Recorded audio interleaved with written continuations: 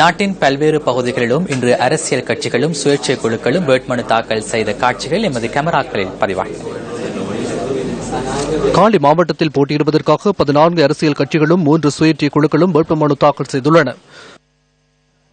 அமைச்சர் பேசன கமகியின் தலைமையிலான ஐக்கிய மக்கள் சுதந்திர கூட்டமைப்பு அணியில் கீதா குமாரசிங்க, மெட்சரி டி சில்வா, மத்தியகம சமித தேரர் ஆகியோர் அடங்குகின்றனர். ஐக்கிய தேசிய கட்சிக்கு வஜ்ர அபிவர்தன தலைமை தாங்குகின்றார். முன்னாள் பாராளுமன்ற உறுப்பினர் அஜித் குமார் தலைமையிலான குழு முன்னிலை சோசலிச கட்சி சார்பில் வேட்புமனு தாக்கல் செய்தனர்.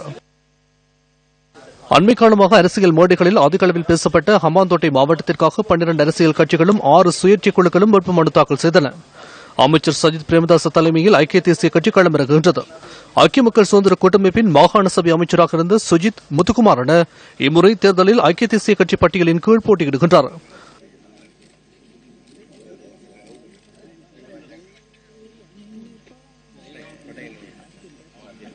ஐக்கிய மக்கள் சுதந்திர கூட்டமைப்பு முன்னாள் சபாநாயகர் சமல் ராஜபக்ச தலைமையில் களமிறங்குகின்றது.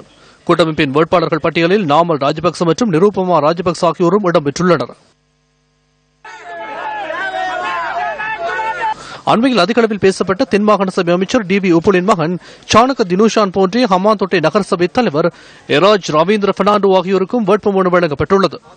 முன்னாள் பாராளுமன்ற உறுப்பினர் நிஹால் கலபதி தலைமையிலான குழுவினர் இம்முறை மக்கள் விடுதலை முன்னணி சார்பில் வேட்புமனு தாக்கல் செய்தனர். மாத்தறை மாவட்டத்திற்காக ஐக்கிய தேசிய கட்சி இன்று முற்பகல் வேட்புமனு தாக்கல் செய்தது. முன்னாள் பாராளுமன்ற உறுப்பினர் புத்திக பத்திரன இன்று காலை மத அனுஷ்டானங்களை அடுத்து வீட்டிலிருந்து புறப்பட்டார்.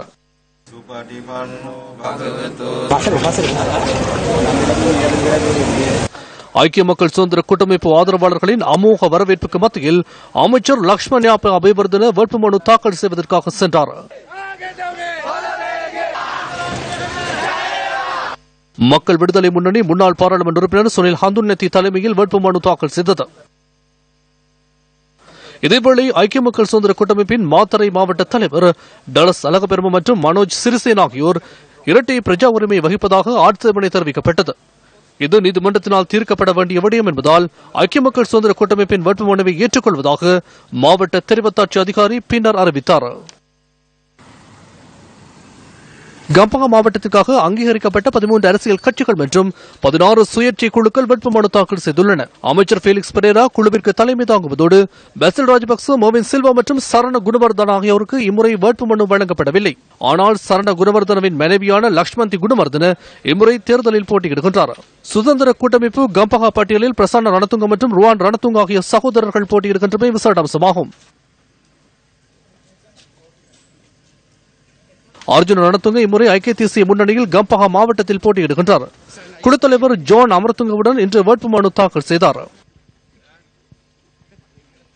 ஹர்ஷன ராஜகருணா, காவிந்த ஜாவர்தன் ஆகியோர் மாகாண சபையை பிரதிநிதித்துவம் செய்து போட்டியிடுகின்றனர்.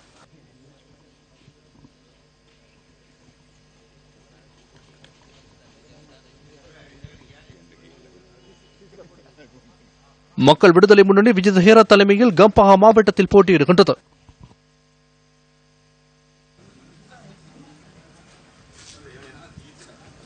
ஜனநாயக கட்சியில் அனோமா பொன்சேகா தனது அரசியல் பிரவேசத்தை கம்பஹாவில் இம்முறை ஆரம்பித்துள்ளார்.